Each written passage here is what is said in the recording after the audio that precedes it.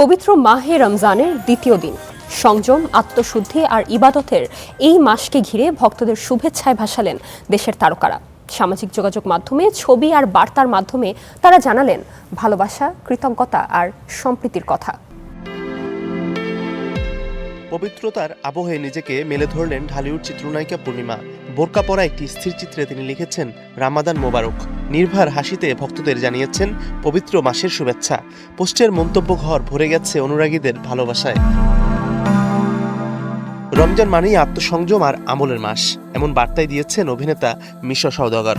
বাল্যবন্ধুর সঙ্গে ছবি শেয়ার করে তিনি লিখেছেন, আল্লাহ পাক আমাদের এই পবিত্র রমজান মাসে পরিপূর্ণভাবে আমল করার তৌফিক দান করুন।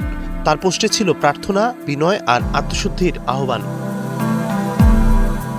ধর্মীয় সম্প্রীতির বার্তায় বরাবরই অনন্য বিদ্যাসিনা মিম। হিন্দু ধর্মাবলম্বী হলেও প্রতি বছর রমজানের প্রথম রোজায় প্রিয়জনদের নিয়ে ইফতারের আয়োজন করেন তিনি। এবারও ঘনিষ্ঠজনদের সঙ্গে প্রথম ইফতার ভাগ করে নিয়েছেন এই অভিনেত্রী।